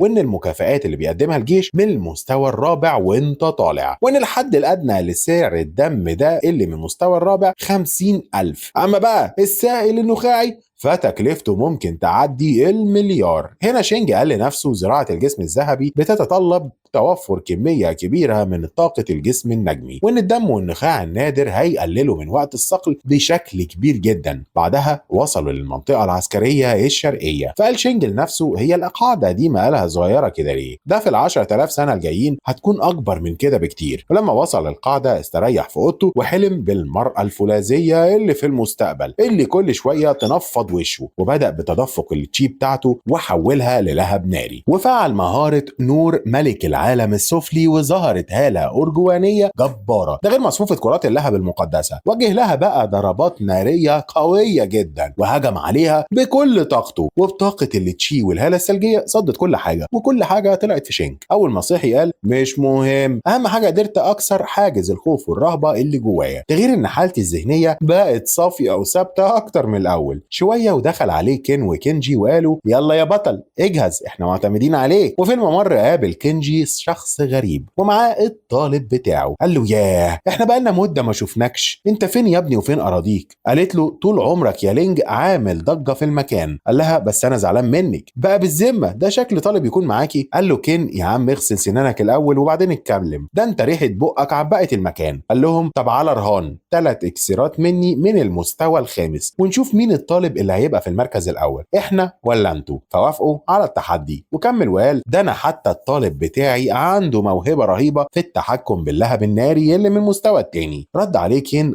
يا ابنكم البطاطس، موضوع التحكم في العناصر ده خارج اللائحة. قال له ضحكت عليك يا ابن اللائحة وسابهم ومشي. وبعدها قالت كينجي المشكلة ان عيلتنا وعيلتهم بينهم ما صنع الحداد، وكمان المنطقة بتاعتنا ما عندهاش اي موهوبين، فاحنا معتمدين عليك بنسبة 100%. وصلوا لمكان الاختبار وقال لهم ما تقلقوش انا واثق من نفسي بنسبة 99%. وفي قاعة الاجتماعات بيكون موجود سيد يوتشو واعضاء لجنة التحكيم. بتبلغوا كينجي ان الاختبار جاهز، كل واحد هيكون ليه مسار خاص بيه، المسار ده مليان بالوحوش الروحية، الفائز فيهم هو اول واحد يوصل لخط النهاية، وهيكون فيه 3 وحوش روحية من الدرجة الثانية ووحش من الدرجة الثالثة ووحش من الدرجة الرابعة، وآخر مسار هيكون فيه وحش شبه كامل من الدرجة الخامسة، وده القرد الشيطاني أبو عيون ذهبية، واللي هيواجهه هيكون مجموعة من الطلاب. ولو تم تجميع الدفعة الأولى من عباقرة الفنون القتالية وما قدروش يهزموا القرد الشيطاني، هتبقى المنظمة العسكرية الشرقية في المرتبة الأخيرة في مسابقة المنطقة الوطنية. بتبدأ المسابقة وبتدخل ممثلة مدينة دونج العبقرية البت كونج، ودي عندها مهارة التحكم بالعناصر والرعد. المركز الثاني هارون، وده ممثل مقاطعة جيانج، محارب من المستوى الثالث وموهوب جدا روحيا. اما المركز الثالث فكان بمقاطعة شيلين، وده محارب دفاعي من المستوى الرابع، ده غير ان عنده درع جسد حديدي من المستوى الثالث. اما بقى صاحبنا تشاو متميز بالتحكم في عنصر اللهب الناري. شوية ولاحظ سيد يوتشو على الشاشة ان واحد من الطلاب ماشي في المسار بتاعه بسرعة رهيبة من غير اي مشاكل، فقال الله ده مفيش اي اثر للوحوش. طلب منهم فلاش باك لورا 3 دقايق. دخل على شينج المحارب الروحي اللي بالمستوى الثاني بطاقه وهاله قتاليه مرعبه، فعل التشي بتاعته وخرجت منه هاله سماويه جباره، وبضربه واحده شقه نصين حرفيا، فطلع له 2 تانيين بطاقه اكبر واقوى. وهنا استخدم عقله وفعل تقنيه السيطره والتحكم، وبايد واحده كان مخلص عليهم هما الاثنين وفجرهم بالطاقه بتاعته. شويه وهجم عليه وحش المستوى الثالث واستخدم شينج حاسه الوعي والادراك، وبمنتهى الهدوء والتركيز ظرفوا بطوبة قوية قدر يصيبه من أول مرة عن طريق قوة الفنون الكاملة. طبعا نتائج التقييم دي كانت مفاجأة للسيد يوتشو وقاعة التحكيم، لأن ازاي شاب في سنه قدر يهزم الوحوش الروحية دي بضربة واحدة وفي ثانية إلا ثانية، وأكيد شكله متقن ل4 فنون قتالية متكاملة. وهم بيتناقشوا كانوا بيتابعوا ملاحظة هجوم 4 وحوش روحية عليه مرة واحدة. فعل تقنية الحس الكامل لفنون القتال وحبسهم في دايرة ضوء سماوية جبارة، قدر يتحكم فيهم بطريقة كاملة وخلص عليهم واحد ورا التاني. فقال سيد يوتشو يا نهار أبيض، لغاية لما وصل لآخر مسار الوحش الروحي وشاف قرد شيطاني عملاق في قفص كبير خرجت منه طاقة زئير رجت المكان كله. فقال آن الأوان أستخدم طاقتي وقوتي الكاملة. هنا قالت كينجي وفقا لشروط المسابقة هيتم إطلاق سراح القرد الشيطاني لما يوصل كل المتسابقين لخط النهاية. قال واحد من أعضاء التحكيم يا عم شينج هيخلص عليه لوحده من غير مساعدة. ما كملش الكلمة ولاحظوا على الشاشة انفجار قوي جدا وإن القفص قضبانه ساحت وخرج منها القرد الشيطاني، كسر السلاسل اللي في إيده وظهرت منه طاقة أرجوانية مرعبة ورفع إيده لفوق وهجم على شينج بالسلاسل بكل قوة. وشينج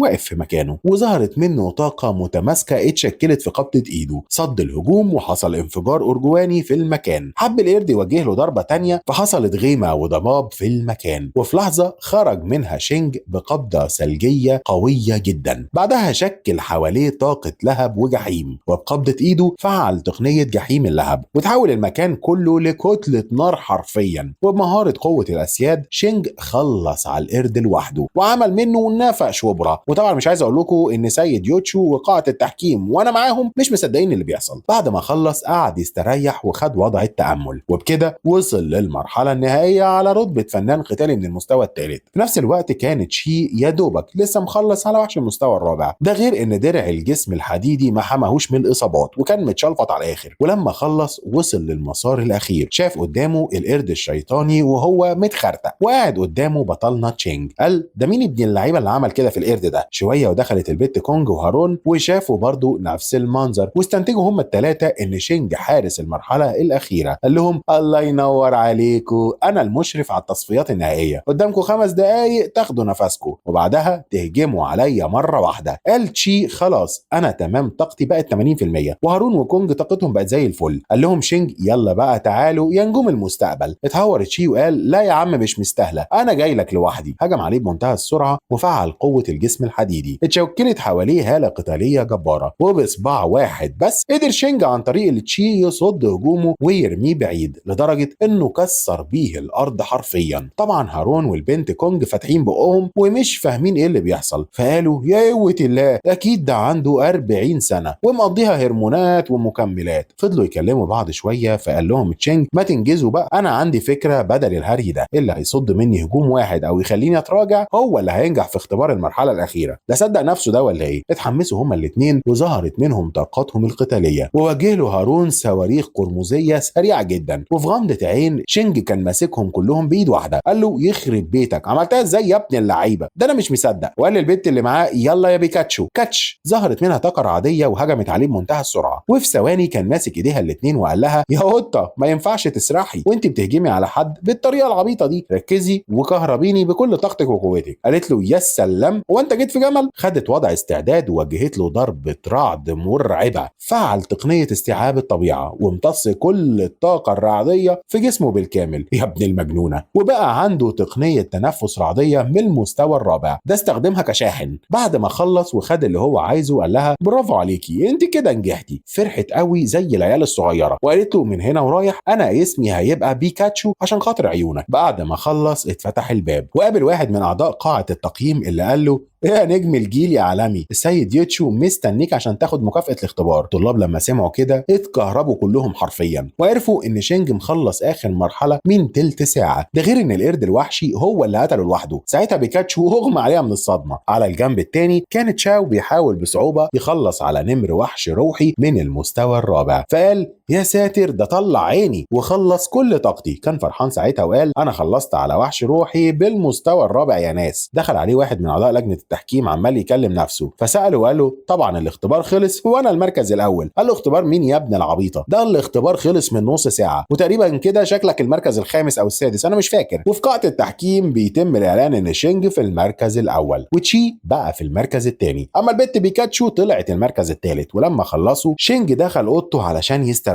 هنا تحول شكل جسمه الى شكل جسم اسيري مليان طاقه رعديه وبقى عنده تنفس البرق وتقنيه اللهب والرياح بقوة مذهلة. ساعتها قال لنفسه لسه المشوار مخلصش، ودخل في دوامة من الذكريات المؤلمة، وانه قدر عليه لازم يكمل الطريق لاخره، وانه مهما حصل قادر على مواجهة والتحدي. شوية ودخل على الذكاء الاصطناعي وقرا مستقبله، وانه بقى في الدرجة ال7 وحصل على المركز الاول في الساحة الشرقية، بس مستوى القوة ما اتغيرش الكتير. والمفاجأة الكبرى لما عرف انه كان متجوز كينجي، واللي هي اصلا اكبر منه ب 30 سنة على الاقل. يخرب بيتك ما بتعتقش. بعدها بنلاقي شينج تم تكريمه بشارة سيد قتالي من المرتبة الاولى. قال يوتشو عقبال يا ابني كده لما اشوفك نجم وتعلق دبورة كبيرة. قال له في حياتك يا برنس البرانيس. طبعا حصل المراكز الاولى ال10 على الدم النادر. اما الثلاثه الاوائل ومنهم شينج دخلوا ورا يوتشو في مكان فيه حضانات، خلعوا هدومهم وبقوا بالمايوهات. اما شينج دخل غرفه خاصه موجود فيها بركه النخاع، تكلفته تقريبا $1,500,000,000. دخل المغطس واتفاجئ بقوه غريبه جدا. ظهرت هاله على شكل تنين عملاق، وابتدت القوه دي تخش في جسمه واحده واحده. في نفس الوقت كان هارون خلص امتصاص الدم الناري اللي من المستوى الخامس. بعديه كانت البت بيكاتشو خلصت امتصاص المستوى الرابع. اما بقى تشي فدمج الطاقه في جسمه واخترق على طول المستوى الخامس. اكتشف هارون وتشي ان في حضانه زياده فيها تلتين دم، وان تشينج شفط شويه ودخل على بركه النخاع. فقالت تشي الواد ده ايه يخرب بيته، ده بلاعه ما بيشبعش. في نفس الوقت يوتشو حب يطمن على شينج. قالت له كينجي الامتصاص بتاعه مش طبيعي، ده داخل على السهريج الرابع. قال له يوتشو روح المخزن بسرعه وهاتوا كميه تانيه. وفي الحضانه ابتدى شعاع ذهبي يتشكل حوالين جسمه. استخدم ساعتها تقنيه الجسم النجمي، وفي نفس الوقت العمال عماله تملى الصهاريج كل شويه، وهو هتك يا امتصاص وفين يوجعك. وفجاه ظهر حوالين جسمه طاقه نور ذهبيه قويه، وخرج من عينه شعاع ذهبي جبار. يوتشو فاتح بقه ومش مصدق عينيه. امر العمال انهم يزيدوا كمان قيراطين، وظهرت من جسمه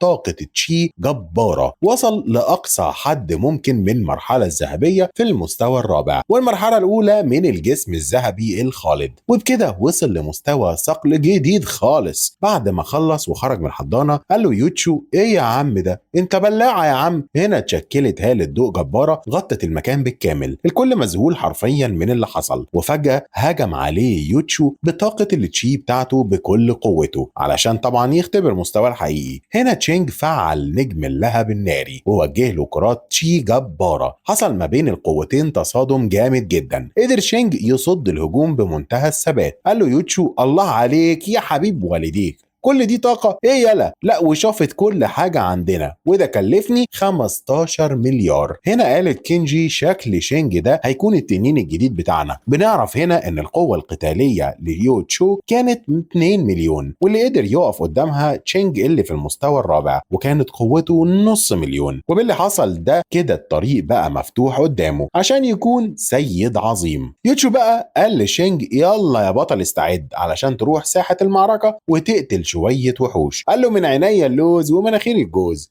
قال له عايزك بقى المرة الجاية تكون واحد من الأسياد العظماء. وبلغته كينجي انه يستعد علشان الاختبار الموحد، ولازم يختار جامعة للفنون القتالية علشان يلتحق بيها. اقترحت عليه انه يروح مدينة كيوتو، والمدينة دي فيها 7 مدارس للفنون القتالية المقدسة، واللي بيكون فيها جميع مواهب فنون القتال. ولو قدر يكسر الرقم القياسي لمعبد شينجو هيحصل على تأييد القديس القتالي، وساعتها يقدر يخترق المستوى الثامن بكل سهولة ويوصل للقديس العسكري وتكون عنده سلطة مطلقة. وبنعرف ان القديسين العسكريين اللي من المستوى التاسع عددهم 3، الاول شاو جي، والثاني تشان تشونج يو، اما الثالث والاخير النجم المظلم وو تشينج لين. هنا تشينج قال لنفسه القديس القتالي مش قتالي، انا مهاراتي فوق المستوى ال11. قالت كينجي خد بالك ان القائد اعلى رتبه هنا هو الثامن، والتاسع ده محدش وصل له قبل كده. قال لها ليه الفرق ما بينهم مستوى واحد بس، ده انتوا ممكن تستخدموا كل قوه الجيش علشان اختراق المستوى ده. قالت له والله الموضوع مش بالسهوله دي، المستوى الثامن استنفذ كل الموارد العليا للجيش، وكمان ما نعرفش ايه هي اصلا موارد المستوى التاسع. نصيحتي ليك انك تفضل هنا عشان يبقى عندك فرصه للانضمام للمنطقه العسكريه. فكر براحتك وخد قرارك. قال لها ما تقلقيش انا هعمل الصح. ردت عليه وقالت له روح بقى نقابة الأخصائيين علشان اختبار التقييم، وبالمرة سجل الدخول لموقع النجوم. بعدها بيوم كانوا طايرين في الجو ووصلوا لمقاطعة دونج نينج. نزل من الطيارة من غير سلم، وكان خارج من جسمه طاقة وهالة ذهبية مرعبة. اكتشف ان كل جسمه بقى عضلات مرعبة، اتطور بشكل جبار، ده غير المهارات الدفاعية اللي من المستوى الخامس. وهنا وصل للأرض بكل قوة، عمل حفرة ولا كأنه نيزك. ساعتها قال يا سلام، كلها شهر والطاقة الذهبية هتنتشر في جسمي بالكامل، وطاقة جسمي هتبقى مميزة عن المحاربين العاديين. وبخطوة مطاردة السحاب طار بسرعة عشان يلحق يسجل نفسه في نقابة المعلمين الروحانيين. وهناك شاف مجموعة من الطلاب ومعاهم المشرفة المسؤولة عن التقييم. لاحظ طالب بيمتحن اختبار القدرة الذهنية، كان بيحاول يمرر كرة حديدية ما بين ألواح زجاجية، بس للأسف فشل للمرة السادسة. بعدها المشرفة نادت على صافي علشان تحاول في الاختبار للمرة الثالثة. قالت يا سلام، ايه يعني لما حاول 3 مرات؟ شوية ولاحظوا وجوده، سألوه انت مين؟ رد واحد وقال للمشرفة ده جاي من المنطقة العسكرية الشرقية بتوصية من الملازمة كينجي شخصيا. قالت صافي الله، هو ده فنان روحي ولا ايه؟ اتعرفت عليه وقالت له لو احتجت حاجة انا هنا في الخدمة. الامتحان هنا عبارة عن 3 مراحل. اول حاجة قياس قوة ونقاء الطاقة العقلية، بعد كده الاختبار التطبيقي لمدة زمنية محددة بالتحكم لعدد من الكرات الحديدية عشان تمر بشكل مستمر من خلال فتحات موجودة في ألواح زجاجية. لو الكرات دي لمست أو كسرت الألواح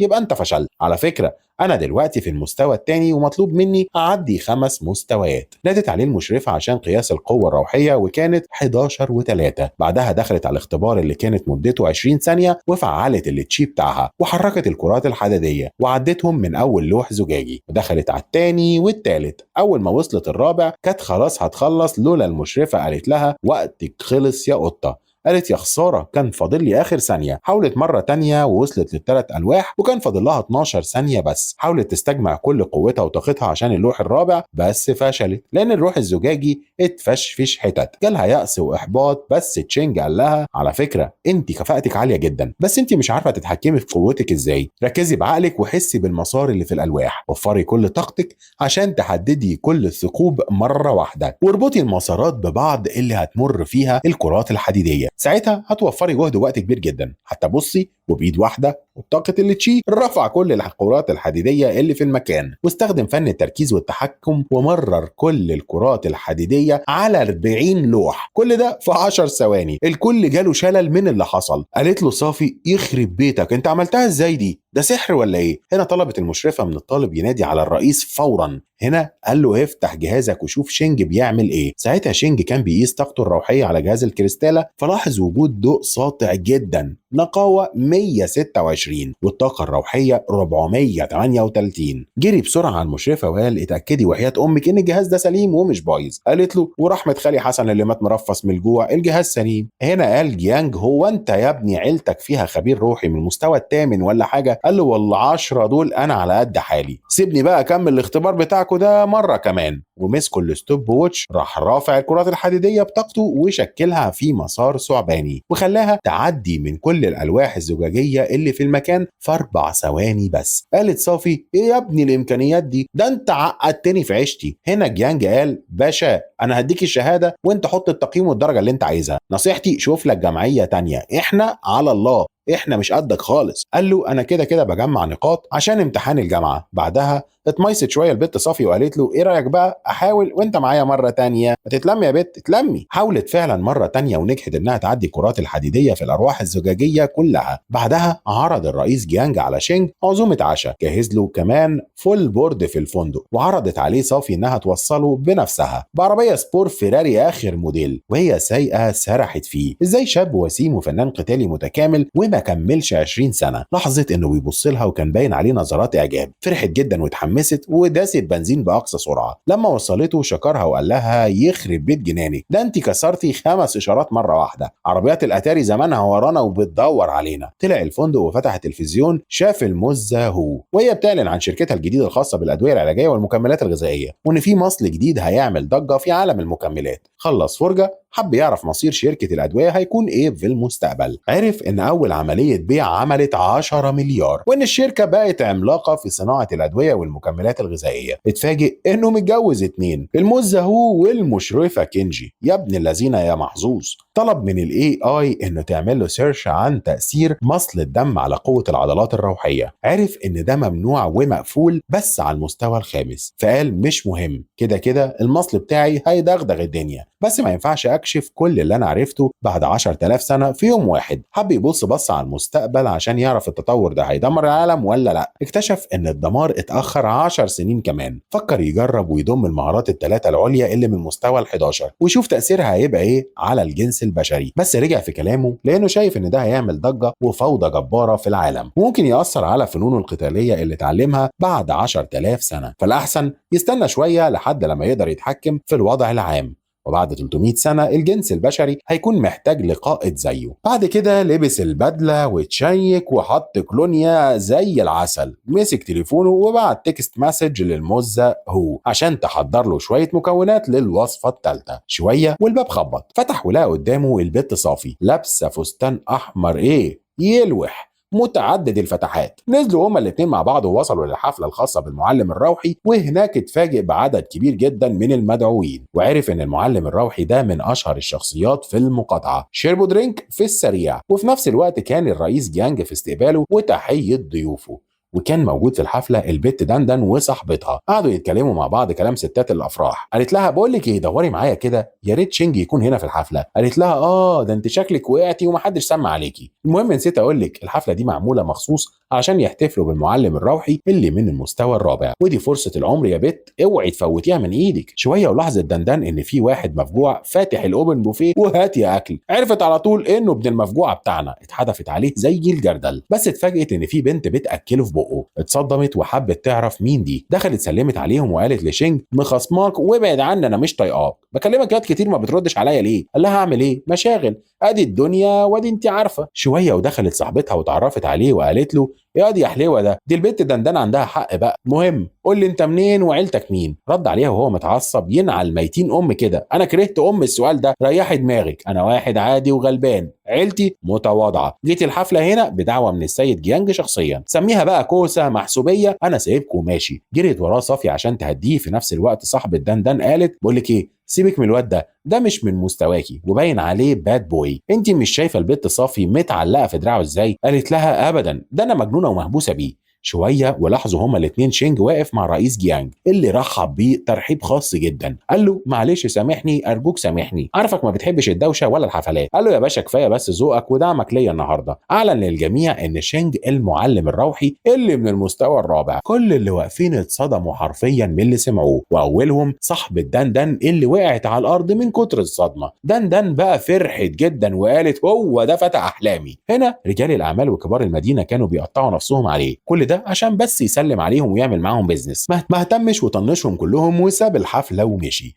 طبعا دندن جالها يأس وإحباط وقالت مستحيل يبص لي، أنا فين وهو فين. شينج وقف تاكسي ورجع البيت. هنا شوشو قالت له ايه ده، هو انت طولت امتى؟ فضل يهزر ويضحك معاها شويتين وقال لها المدرسه بتاعتك قفلت يا فقريه، وانا من هنا ورايح اللي هدربك بنفسي. بعدها اطمن على امه وابوه وقعدوا يتغدوا سوا. قال لابوه بتاخد المكملات اللي جبتها لك ولا لا؟ قال له الله يبارك لك، ده انا حاسس ان انا صغرت 20 سنه، بس الحاجات دي مش غاليه عليك يا ولد. قال له انت ناسي ان في مليون جنيه جايه في الطريق، واعملوا حسابكم اننا هنسيب البيت المعفن ده وهنروح لبيت جديد. واشترى فعلا بيت فخم جدا، 5 اوض وصاله و2 ريسبشن و3 حمام، تحفه. بعد كده قال لاخته تعالي معايا في الباك اريا، عايز ادربك على شويه تقنيات. وهناك قال لها يا بت ما تنشفي شويه واضربي بكل قوتك. ظهرت هالتها القتاليه وحاولت معاه اكتر من مره. قال لها بصي سيبك من الهري ده خالص، انا هعلمك حاجه جديده، نصايح عمليه اتعلمتها بنفسي في كتاب سري للفنون القتاليه. ابتدت تتدرب على عمليات صقل الجسم واللياقه البدنيه ونط الحبل لحد ما خلاها تجيب جاز على الاخر. هنا قالت الله عليك يا اخويا، ده اللي انت دربته لي ده 10 اضعاف اللي انا كنت بعمله قبل كده. قال لها لها على فكره هو نفس اللي كنت بتعمليه بس بنسخ وتقنيات عاليه، ودي حاجات سريه جدا اللي طورتها مراكز التدريب. وعايز اقول لك التقنيات دي عاليه وقويه قوي وبترفع اللياقه البدنيه للجسم. قالت له طالما هي سريه كده عرفتهاني ليه يا ابني؟ قال لها ده معلم سري هو اللي علمها لي ووصاني ما اجيبش سيره لحد. اوعي لسانك يفلت كده ولا كده وتفضحي الدنيا، عيلتنا هتبقى في الحضيض لو عملتي ده، احنا مش قدهم. قالت له عيب عليك، سرك في بير يا برنس، انا هخرج بس دلوقتي اعمل شوبينج وبالليل نتدرب سوا. بعد ما خلص راح للمزه هو في المطعم اللي كانت محضره له 5 كيلو لحمه، وهو بياكل سالها اخبار اداء الشركه ايه. قالت له أول طلعة لينا عملنا 50,000 وبقى المصل في متناول الطبقة المتوسطة والعليا، وفي أول أسبوع بعنا 20,000 نسخة وشكله هيضرب وينتشر في صناعة فنون القتال. قال لها فل قوي، لو محتاجة تمويل قولي لي. قالت له اللي موجود دلوقتي يمشي الدنيا، بس قدام هنحتاج قروض بنكية عشان نفتح فروع جديدة. قال لها ما تشغليش بالك، اللي هتطلبيه هتلاقيه. قالت له ما تنساش تستعد علشان اختبار الامتحان الموحد. قال لها خلاص أنا معتمد على الله ثم عليكي في موضوع مبيعات الشركة، وأنا هركز في الامتحان بتاعي. قالت له بالمناسبه صحيح انا رقيت الواد فاي مدير للشركه. قال لها دي حاجه ترجع لك، انا ماليش فيه،